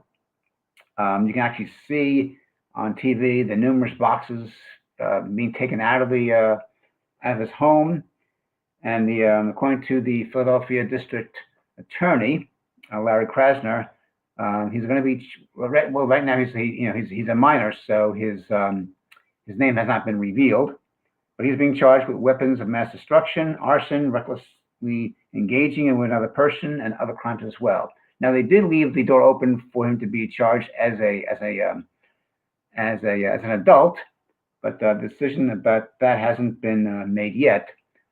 But it is interesting. He's 17 years old, so my bet is the government will push for the 18 for that 1 year difference. They will press for the adult charges. Yeah, they do mention. I don't think they can charge him with all these crimes unless he is an adult. To be honest. I don't know. Maybe that's why they're doing it. But it seems right now seems to be still in the jurisdiction of Philadelphia. I don't think he's being charged with these crimes, but it's being charged by the Philadelphia district attorneys. And so I guess we'll wait to hear whether he's to be charged with federal crimes as well. So and they have some time to do that. But he didn't succeed. So what are they going to go in court for? For a suspicion that he would do? I mean, he didn't create it. Well, it's more than a suspicion because they went into his house. Matt? Yeah, they have evidence of his communication with a known terrorist group, by the way, which was declared a terrorist group under Biden, believe it or not. That was a number. This group was declared a terrorist group under Biden. Right, just last year. Biden founded that group. That's what you mean? No, him personally. No, he his State Department and which it's usually the State Department, Department of Treasury, Justice. Yeah, DOJ declares somebody a terrorist entity. So that's how it gets done, and then the Treasury Department and everybody else has to monitor certain things to make sure they're not receiving financial support and other things. And they found communications between this The weird thing the amount of stuff he has, How do they get financed? That's the weird part. I do understand it well- could be like cash, but really, Oh, even it's- cash, you can trace it. You can trace the Yes. money, okay? So why don't Yes. they follow the money? Where Well, did that's the a good- money come Ah. from? How Well, did that's it a good come question. from? Why don't So they there follow is the a money? way. Right. So that's a follow-up There is a way to question, do but that. yeah. Len is probably the best to explain that. Yeah, Can you well, answer for that? example, Len is from IRS. What I understand, I'm from Greece, and I know about Mhm. UK. Yeah, what I know about IRS when you speak is like from the economic, from the That's money the federal tax guys over here. Yeah, that's what I mean. The tax and stuff like that. Yeah. Well, then, So- here's the other thing. He's a 17-year-old kid. Where did he get the money to pay for it? Yeah. Yeah, that's what I mean. Where did he get the It's coming money from from? somewhere. It's coming from Yeah. somewhere. How does he pay for it? Well, the other part of it could be. I mean, it's possible. It's possible that Well, this organization is so hip on happy that he's doing this, and maybe he's sending it to him for free. And we don't know. All this has to be fleshed out. so this gets even bigger because the initial story didn't reveal the name, and I was curious, and I kind of hinted at this: is this kid a refugee? Is he a second generation, third generation? I know pretty much where we're going with this, but is he a convert? And the answer is no, because his father, we know who his father is, and he's not a convert. But so I understand he's the son of prominent Philadelphia attorney Kawi Abdul Rahman, who recently lost a campaign to be a common pleas court judge in Pennsylvania. Right. What can you His tell son? us about this gentleman who lost a campaign? Now this gets really interesting. Yeah. What can you tell us about this? Or are we going to So when about him and his reaction to his son's arrest? So when he was first arrested, first he was arrested at his house. He did not admit that the boy was his son. He didn't admit that he was a father. All they said that he was living. They just said he was living at this house, and it's very clear. Obviously, is that it belongs to Mr. Abdul. A 17-year-old just lives in your house and you don't know what he's doing. Yeah, I mean, exactly. what the heck? Well, those are all very good questions. I mean, those are the questions that come to my mind. First, he refused to admit that that the boy was his son. But when it became clear there was no way of getting around it, there's an article that came out the other day, and he started playing the victim card, and he said things like he started saying that he's shocked and devastated by the raid of that. He's shocked by the raid of his house, not by his son's actions or his behavior. He says, "I didn't see it." He says, "I didn't see it coming. I didn't see it coming at all." And he said, and then he says, "I go to court because I want." He's an attorney. And he said, "I go to court because I want people to know that Muslims are out there doing things for the community." Yes, to bomb it around. We know. This is what he says. Yeah, and he says, you don't know, how do I talk to my children about this? Because he has other children. You can't explain it. And and here I am, a father. Your father was supposed to protect, and there's not this thing I can do. Notice what he doesn't say anything about. Doesn't apologize to the community. Doesn't apologize to the FBI. He doesn't apologize to the city of Philadelphia. And saying, "I'm sorry for my son's actions and behaviors. I want to get down to the bottom of this. This is something that's I'm ashamed of him." Doesn't say anything about that. And he doesn't say about his family, that his family is devastated, that they found out that this child of his is working with known terrorists and stuff like that. He's devastated.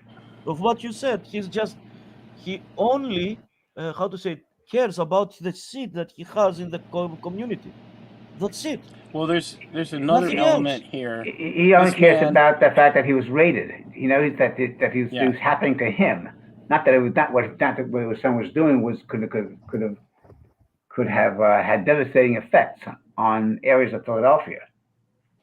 And there were some. They don't say where it was, but they do say that there were some areas in Philadelphia that were targeted, but they don't say what those areas are. So he says here, he does things for the community. Oh, then he says, I'm an American like everyone else. Well, not everyone else. Not everyone else has 14 shipments of international weaponry come to their house. Paul, Not everybody turns a blind eye. Not everybody turns a blind eye to these weapons. Not everybody, just allows it to happen. And not everybody has. And where's the money coming from? Oh, and by the way, the guns that were taken from his house were registered in this man's in his name. So how do you get around all that? In his father's name? In the father's name, yes. How did he do that? The weapons, well, we don't know yet. It's all coming. This is all. These are just the facts that are coming. That they're. If the father didn't help, all this has to be fleshed how out. did that happen? If the father didn't help, then how did that happen? I mean, without the All consent good Len is of the being adult. kind because, and I say he's being kind. Again, I will look at this. 17-year-olds, I will say, are impressionable still, but we do know that the father has ethical issues, and I'm just going to share this screen here. I was going to get into that. So he says here, he says here that he wants to. He says I want to show that Muslims are out there doing things for the community. So what I found was in 2020, a review panel of the disciplinary board of the Supreme Court of Pennsylvania ordered that he be subject to a public reprimand. Talking about Mr. Abdul Rahman. He had accepted a retainer from a client, but did not maintain any required professional liability insurance, failed to communicate with his client, made misrepresentations, failed to perform essential duties on behalf of his client. And there's also an indication there that he has a history of discipline. In 2019, he received an informal admonishment for misconduct in another client matter. He violated numerous rules of professional conduct, failed to return phone calls, texts, failed to advise his client of court proceedings. He took a retainer for his fee, which he can do, but he can't really accept it before you actually earn the funds. And again, he fails to maintain proper insurance. And he still fails. There's even notation in the record that he still fails to maintain proper insurance, even though he has clients. It could be subject to malpractice. And he has to, by law, inform them if he's not insured, and he has not done that either. Right. And this is just so his father has serious ethical issues, and he's choosing not to follow the law, and that's one thing. But now he's choosing not to follow the law, and now he's way he's speaking about his son. It just shows that he doesn't care about our laws. No, it's just what we get. Yeah, exactly. There's all these laws that he needs to follow, and you think that an attorney would follow the laws, and he seems more upset about his son, about what the FBI is, that they raided him, that they arrested him. Of course, he's a father, he cares about his son, but what does that tell you about, the state of affairs in his household? What does it tell you about how he thinks about how he's about, the rest of the city, and that they could have been victims of a terrorist act. So I look at this and I like, this is just, people need to understand that this is just seriously problematic. This is not the first time this is the first time that things like this have happened. Remember, a few years ago, there was a Muslim man who shot point blank at a police officer at midnight, and he was arrested. Yes. and clearly stated that I did this because of ISIS. ISIS told me to do it. I'm not ashamed. If his attorney wanted him to plead insanity, he said, "I'm not insane. I'm on my right mind. I knew exactly what I was doing." So now he's in jail. He's probably in jail for life. What jail? They should be buried. I think in Texas. Right under jail. So in the United States, the one thing I on Christ's salvation, I would like all of these charges to be considered. I don't like the rule for that allows for someone to be charged with terrorism. I don't care what country it is. I think it's I think it was made to allow for attacks. My answer to this is to all of those people who are charged with terrorism should be charged with treason. Period. They should be charged with treason. Exactly. What do we do here? And even in the States, what do we do with people who are convicted of terrorism? Just Done. feed them. Yes, okay. but right now you have to go through the. You have to be proven guilty. You have to be proven guilty, and then we execute you. He can be death penalty or life imprisonment, and there's no life imprisonment for treason. It's just execution. That's the penalty. They haven't changed it yet. They should be They've charged proposed as several changes for. They have attempted several times to add life imprisonment to it, but they have not done that yet. So there's been several attempts, and they have all been by, believe it or not, Democrats. Oh my goodness. And that's within the past 15 years. Yeah. Mm-hmm. Oh my I think it's about 10 or 15 years that it's been attempted. I can't get the exact number of years right now, but I know it started under Clinton, that when they started to propose those.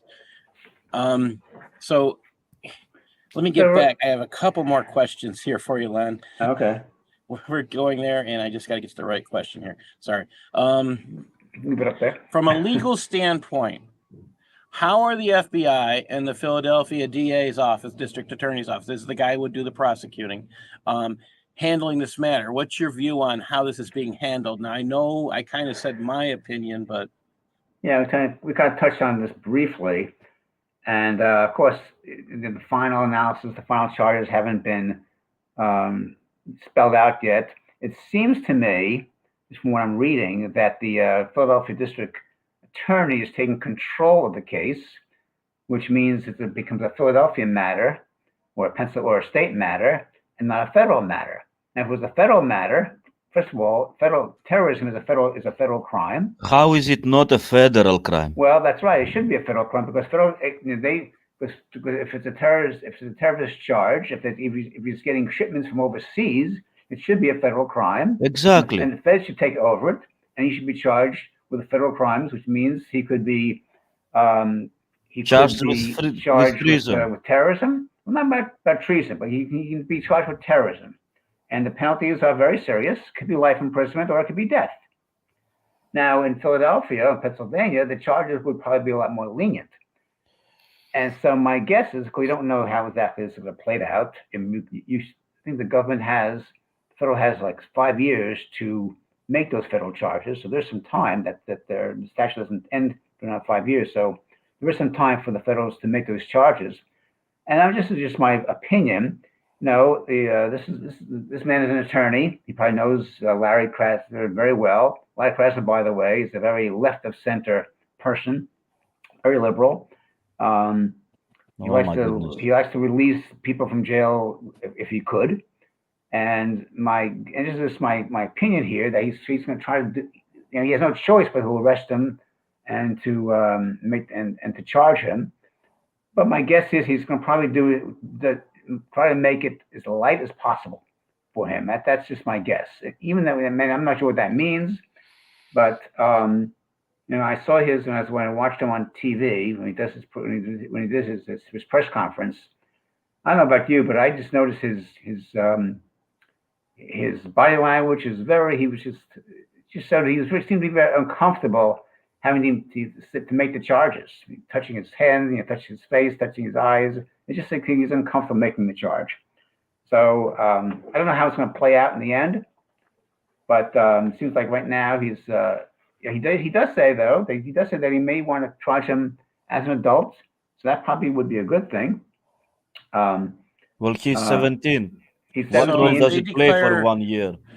So if the Philadelphia DA says that they're going to charge him as an adult, that allows, I believe that would allow all of a sudden the federal charges to be placed. Yeah, I would think so. So maybe he is going to go in that direction. I hope he does. I hope he goes in that direction. But Len, you see what I still don't understand. How is it the weapons that came, as you say, overseas? I don't know the whole story.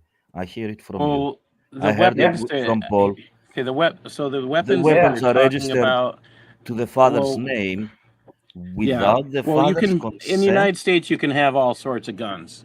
You can Right. have a ton, and the kid had access to guns, is what had access, and most of these weapons are registered in the father's name. family members' names. Yes, and Right. father's name. So they're legal guns. They're just dad's guns. So we Okay. can have. I mean, there's So no we have- limit to the amount of Right. guns we can own. So he says dad gun. His dad has guns, and he had this 17-year-old kid who is being charged with terroristic actions, who's buying or having shipments to his house where he can make bombs. So here he has the ability to make bombs. He has the all the ingredients to do so. Plus, he's in a house where he has guns. So all these things being tied together, you wonder whether if there is any conspiracy between the father and the son. And I don't know. I wouldn't be surprised if it came out that way. We just don't know. Was his father know about this The part stuff? that makes it difficult for me is, again, the jihadis that we're talking about are based in Syria, where Arabic would be their native tongue. I'm not saying that they don't know English, but I Right. think there's an element. I'm curious to know if the father knows Arabic and has taught it to his son, which would explain what I would see as an essential element to really causing some difficulty here. I mean, Yeah, I don't this know. would be that's where I'm looking at that. I would be interested, in finding out if at some point, if the child knows Arabic, and he's not really, I keep saying child, but you're 17 years old. 17-year-old. You've made a choice to build a device that kills numerous people. You've made Hundreds. a choice to commit an act of war against your own neighborhood. My friends, that is what we call treason. I'm thinking about protecting my own children at this point. I wouldn't be comfortable living next door. That's me. But Well, treason. if this kid is allowed to go home, I definitely wouldn't be. So treason isn't that acts against the government, against America? Right now, Yes. yeah. So I'm not sure if this is an act If against someone acts America or against just the act Americans, or terrorism. well, if someone is acting against the Americans, Yes, Well, it is yeah, against the act of American treason. people. right. Yes. It's the American Because people. Now you're not overthrowing the what we overthrowing the understand from the government. Constitution, it starts with the people. It doesn't start with the government. Yes. Well, And right, that's but unfortunately that's the Democrats don't know that these days. But yes, you are 100% right. Yeah, Let me get if someone into, goes there was against with the people, that means he goes against the government. He goes against the Constitution. That means it's treason. That's how Well, not they should everything is charge treason. him. Well, not everything is treason. I think treason is against the actual government. We want to overtake the government, like a coup. that So would if be you're a coup would be what we would define as seditious conspiracy. Yes. And that's a slightly lesser charge than treason. Treason is against it's not just against the government, it's against the people of the United States. So it endangers the people of the United States. That's why I say this charge of treason is more important, and it needs to be, the charge of terrorism needs to be disappeared. And we just no longer charge people with terrorism, we just charge them with treason. And that would make, if we did this across the world, that we might make martyrs out of them, but there might be less chance of them to recreate. Is my yeah. I didn't see any talk about treason. I just saw talk about terrorists. No, they won't. They won't do it. They won't do it. Not unless we're in an active war, and because of George W. Bush, they're not allowed to say that. In fact, they say that he is, ties with terroristic organizations. Right now, they're charging with criminal activity. So they haven't really charged him with terrorism. They just charged him with criminal activity, but they have all these ties to a terrorist organization. So there's enough there. There's enough proximity there, and there's enough nexus there to make it stick.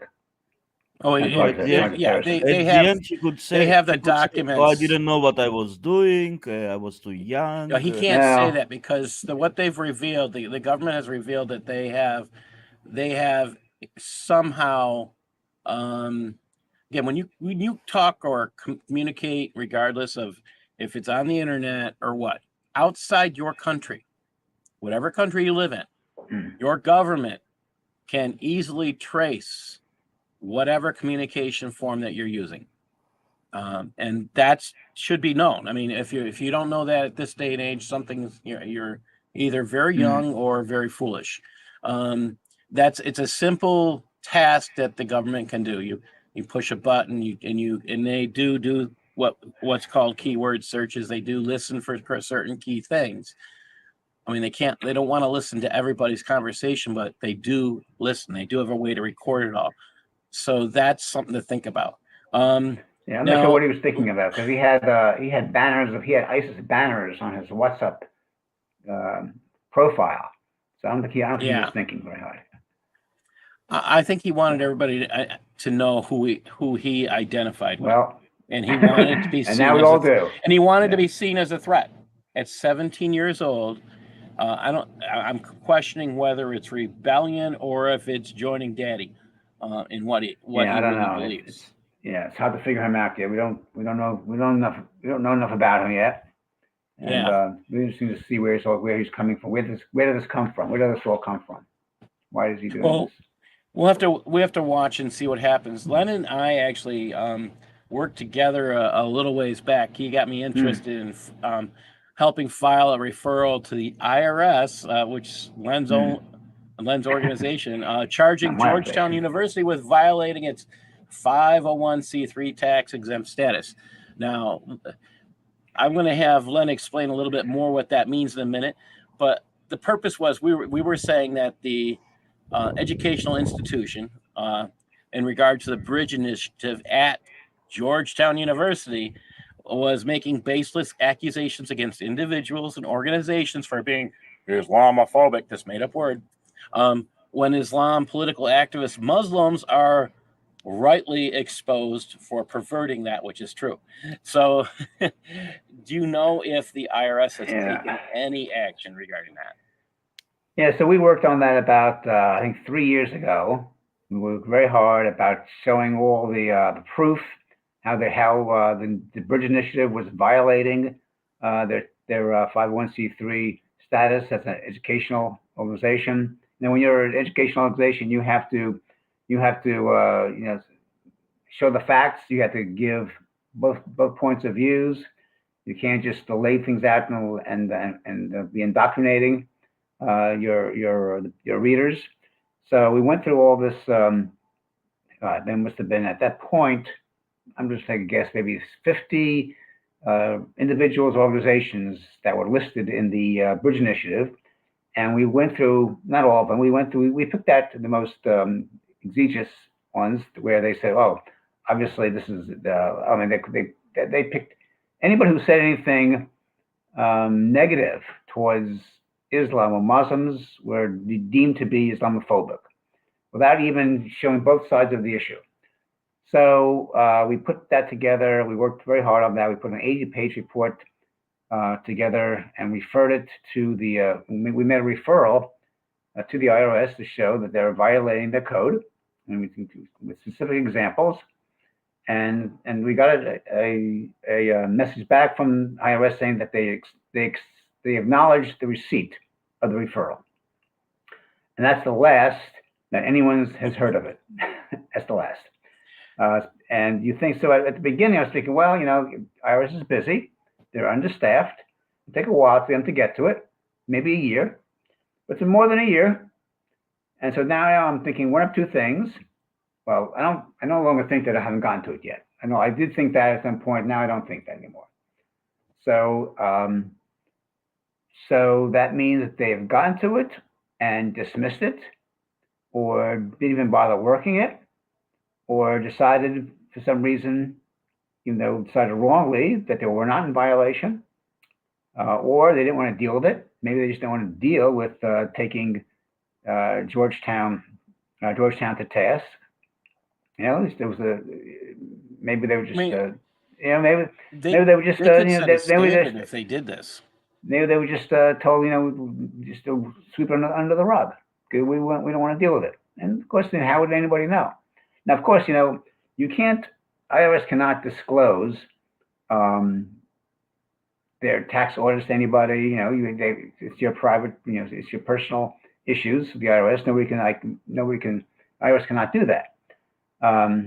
But so if we go and ask the IRS, where are you with this case? They say, well, we can't tell you that because we have disclosure rules. Except that the Bridge Initiative is a website, so anybody can see it. It's for the world. The whole world can see it. And it's paid for and sponsored by Georgetown University. By Georgetown. So not only does it still exist, but I would say the number of individuals and organizations that they cite have quadrupled. Yes. There's more now than there were when we were working on it, which tells you that the IRS has done nothing. What we did was we took each individual article. I mean, we didn't even do them all. We couldn't do them all. And if we had, I mean, this is the thing. We went through each of the articles that we addressed that were written on individuals. I think it was mostly individuals we talked about. Organizations. We found a vast number of purposeful misinformation, purposeful lies, purposeful omissions of facts. And these are done intentionally for the whole purpose of creating propaganda. And now that makes them a propaganda institution, and that is not allowed to be financed according to the IRS, correct? That's correct. It's not. You're not supposed to educate. You're supposed to open. You're supposed to give diversity of opinions, different points of view. You have to show the difference of points of views, and let the person who's with the student decide for themselves, what the bottom line, to form their own conclusions.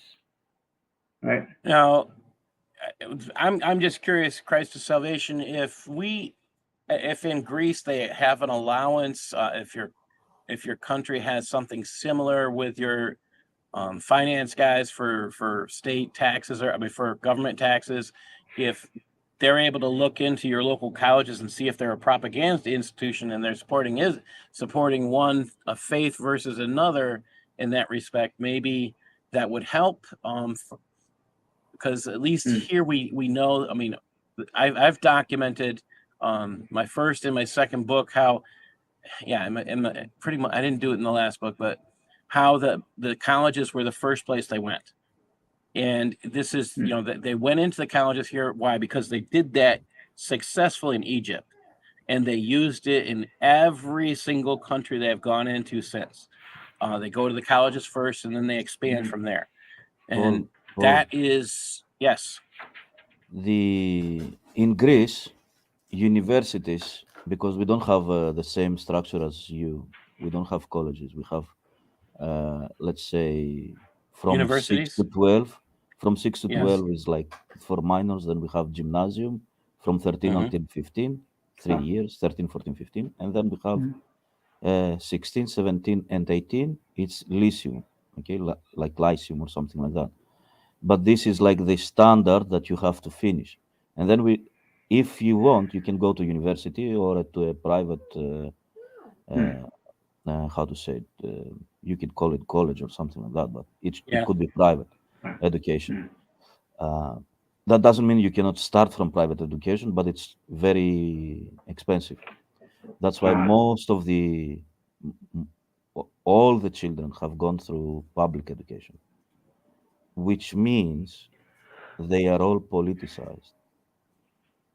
All of them. I haven't encountered one teacher that was not either socialist or communist.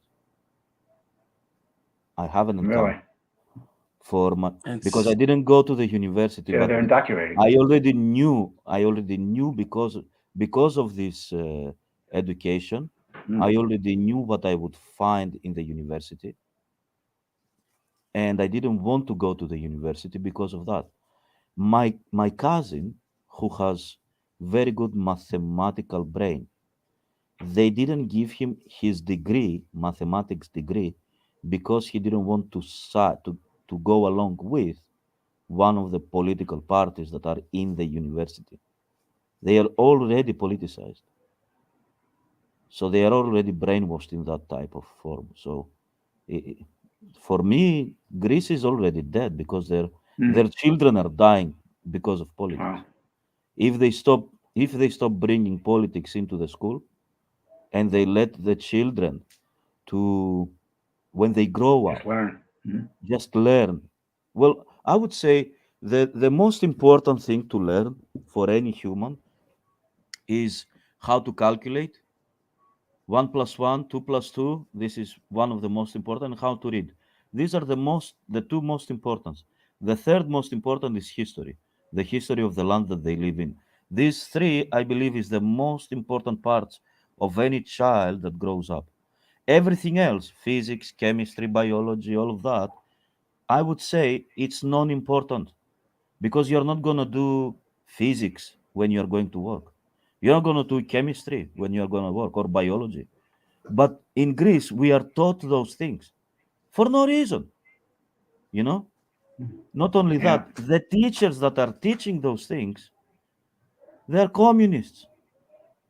I mean, there is, for example, a law that the government wants to pass, and they don't agree with that. They will not come to school, and they will go to protest. Oh, So oh, that children can't happen at here. the age from 13 until 18, because younger they don't do it, to younger ages they don't do it, but from 13 to 18 they lose hours or maybe days of how to say it, of school. Schooling. But yeah, because of that, just because of Yeah. that, because most of the teachers, like 9 out of 10 or 8 out of 10, I would say all of them are politicized communists. They are all communists. I would It's say like that the mind blowing. percentage isn't. Yeah, percentage here, which is I'm retired educator, and I would say that percentage is a little different, not much. And I say that because where I found most of the conservatives is usually social studies teachers. And that's what people sit there and look at me like, what? What are you talking about? I says the issue is most people who are conservative who are teaching U.S. history tend to be conservatives. Tend to be. Okay, you might be teaching world history, you might be teaching something else, but in general, social studies teachers are supposed in the United States are supposed to know the Constitution. And for that reason alone, many of them, if not most, are conservatives. However, you get a lot of you do get a lot of libs in there too. And You call them libs, I call them communists. commies. Okay. And you know what? I don't think there's a difference these days. Well, it is. The funny thing is Liberal in the means United States, freedom. Liberalism yes, means freedom. liberal is something we used to in this country. We used to highly respect and used to proudly call each of us, Yes, both Democrat and Republican. We used to be proud of our liberalism. we had people And that we we're were not calling talking them. about, and all we're talking about then was freedom. We You believed in see, we freedom. had That's all it was people that about. we were calling them φιλελεύθεροι, which means friends of freedom. Φιλελεύθερος. Friends of freedom. Like you have Philadelphia, friend of a friend. Yes. You know, friend of a brother. Philadelphia is Friend of a brother. brotherly Friend, love. Brotherly love. no. Brotherly Friend of love. a friend, brother. That's what it means. Philos, adelphos. Friend and brother. It's much more strong bond when you have with a brother, which is also your best friend. That's what it is. Friend, brother. Well, a lot Because of it's a Greek word. It's a Greek word. Philadelphia, it's a Yeah. Greek word. So when you say φιλελεύθερος, it's friend of freedom or freedom's friend, you know, that you love friends so much. You love the freedom so much, or you like freedom. You are friend with the freedom. You have it close. Well, I don't So think the Islamists in Philadelphia are crazy about the freedoms in this country. Yeah. so Yeah. so we had those guys, φιλελεύθερους. But the thing is that they are not they are not conservatives. They are either in the center or leaning to the left as well. I mean, it's strange. The Greek country is strange, really. They want to be like free and stuff like that, but they don't want to get out of what the country owns, you know. And the country Yeah. owned electricity, phone, No, it sounds like water. socialism. Yes, all the transport, Hmm. except taxis, taxi driving. That's what I mean. Taxes. Taxis. Yeah. There's a taxes. Yeah, it's I speak strangely, so I don't Yeah. really. So the Yeah. thing is that it is like a socialist country, and it starts slowly to become a little bit more free, but Mhm.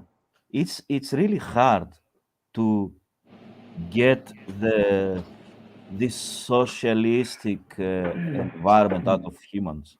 It's really difficult. It's really difficult. I know I bored you right now. Sorry. I'm waiting to see which country falls in Europe first to Islam. There's been discussions that will be here. Greece. The belief was that Denmark would fall first. Then the belief was France would fall first, Sweden, No, and UK Greece. is in there, and then I've heard Greece. Greece will fall first, but definitely I think Greece you're the will one fall who told first. me Greece. Yes, Yeah. because the politics are really the politicians love money so much as Muslims love it. That's how much they love. They love their place in the society. They love the chair that they have as much as Muslims love it. I believe that's why they allow so many illegals to come, so that at the end they give them the how do you call it? How to say it? The right to vote, and then they will start changing the religious type of Greece, But it will take time. It won't be from one day to another. It might take 20, maybe 10, 20 years, or maybe 30 years. But I think that will be the first country that will become Islamic. Okay. And it's I very want to close to ask one. Turkey. It's very close to Afghanistan and stuff like that. So that they will pour even more people from Greece, because if you start with Greece, then everything else is It'll like be like open a border. domino effect. Yeah, it's like It'll be a everybody domino will effect. go to, first of all, in Balkan countries like Bulgaria, Czechoslovakia, anywhere you want to go, and from there, Germany, Austria, anywhere you want to go. Yeah, it'll be a horrible effect. Yeah. Glenn, I don't want to let you go without asking you two questions. And I want to tell you the second question first, which I would like you to answer last. Please don't leave without telling people where to pick up your books. Absolutely. And anything and how to support you. But as I'm thinking about this, one of the questions I never sent you and I always ask somebody is, do you see anything that people who have freedom anything that can be done to prevent some of what we're seeing? Let's take a look at this child. I mean, my personal thought is, if Daddy didn't want this to happen, he has a 17-year-old child who's living in his residence, Right. and my solution is this: you get a hold of internet monitoring software, and you monitor your children's activities. If the fact that this man is a lawyer and hasn't thought about that, I'm kind of concerned. And I mean, yeah. And you wonder how well he knows his children. You think he should know them better than he does. I believe that guy there's was a lot of there's a lot of prevent. Everything is too free. It's free. There's a lot of too much freedom that children have these days, and allowances, and parents are not looking after their children well enough. I think it all starts at home. It all starts at home. Of course, you have to have a good sense of morals and ethics in your home in order to that's corrupted by Islam by itself. And give that the to father is your a children. Muslim. The father is a Muslim. There's just too much leniency. Too much leniency. Yes. and it's not just goes. It's first, it starts in the home. There's too much leniency in the home, and then it opens up to the schools. There's too much leniency in the schools because they're just opening up to all these other ideas, and people think, well, we have to be open up to the ideas, or so we're being discriminated against those who have ideas different than ours, and so they're opening up, and these groups, Islamists, are taking advantage of the leniencies and the freedoms that we have, and they're creating all these inroads, and we're allowing it to happen. We're allowing it to happen. We have to be strong enough and be courageous enough. We have to be courageous enough to stop it. In fact, there was an article in Commentary magazine about wokeism and how it's been infecting all aspects of life, schools, universities, government, hospitals, and we're allowing it to happen. Media. And the only thing that could stop it, media, is courage. We have to have the courage to stop it. We have to have the courage to say no. To put our foot down and say we're not going to let this happen anymore. We're going to stop wokeism. We're going to stop. We're not going to allow. For example, this thing in Indianapolis, allowing the call to prayer. Why are we letting that happen? It's a minority. It's a minority. Why are we letting the minority rule the majority? Just letting it happen. And we don't have the foresight. We don't have the strength for some reason to stop it. I don't know why. We just don't have that mindset. And I don't see that. I don't see it. It's in schools too. In the schools too. I don't see the reverse of that trend. At least I don't see it right now. People like you and I, and we see it. We know what has to happen. But a very small minority, even though our minority, the people who see what has to happen, even though we represent the majority, we are the majority. There's only a very small minority of this majority that really sees it as a problem or has the guts to do anything about it. And so that's unfortunate. So to answer your first question, you had the screen up there a second ago on about the Amazon website. Yeah, I'll pull it back up. You pull that up. So those of you who are interested in getting a copy of my book, it is available on Amazon, which I guess you'll see in a minute. The paperback is available on Amazon. Also, it's also available on Kindle. Okay, it's also available on Kindle, and you can get the Kindle version on Amazon as well. Or if you are interested in a personal autographed copy from me personally, you can email me at lengetz3@gmail.com. That's LENGETZ, the number 3. lengetz3@gmail.com. Email me, let me know that you like a autographed copy directly from me, and I will let you know, and I'll let you know how you can get one.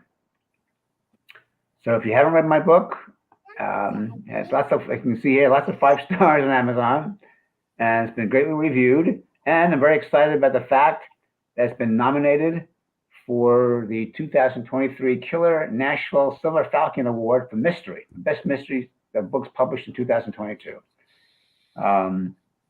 There's I think there's 10 other finalists in that category. So competition is stiff, but the fact that it's made this far, I'm very, very happy that that's made this far. It's my first novel. And I will say again, the ending in this book. Don't say the ending. No.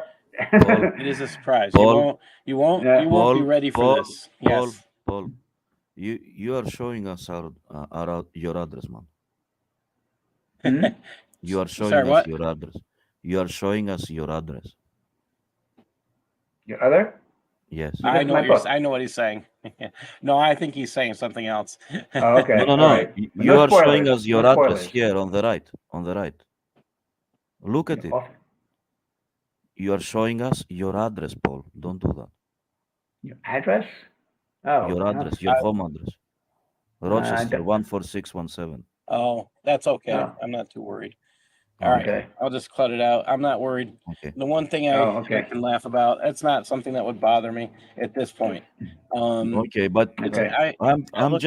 saying it because it's, I haven't been threatened there are yet. people. All right. I look at this as I'm unafraid at this point, and I will stay fearless because I serve the living God, and that is a pretty cool thing. God gives us armor for our front and he gets our back. That is one of the coolest things. I'm going to recommend everybody buy Len's book. Thank you. And if you can, find out, if you find a competition that his book could be entered in for fictions, contact Len. Let him, enter it. I couldn't find I get people who won't review my book because it is nonfiction. So I'm always looking for reviews. If you buy Len's book, please give it a review. Be honest. That's all he's ever asking for is an honest review. The same thing. That's all I ask for. Put it out, share it. That's the best way to support us in what we do individually. Len's an excellent writer. And I have to say, you want to take a look not only at that fiction, but look at the other work he's done. You will be surprised. The work that we did on Georgetown University, I posted it. If you go to LinkedIn.com, you look up me, Paul Sutliff, you can find on my profile, my resume page, the work that we did. Now I've shared that out. I sent that work to several people who were connections of mine that went to Georgetown University back then. And I'll tell you, the surprise, you should see, we had some interesting responses like, whoa, I didn't know this was going on. Wow. My goal was to get them to financially influence the university. We'll see what happens. Something needs to be done. I look at it this way. We each have a responsibility. And my father's most important statement, you are responsible for what you know. Use that stuff that you know. Stand up, don't be afraid, and do what's right. God bless everybody. Thank you. God bless everybody. Thank you very much for having me. I appreciate it. You well.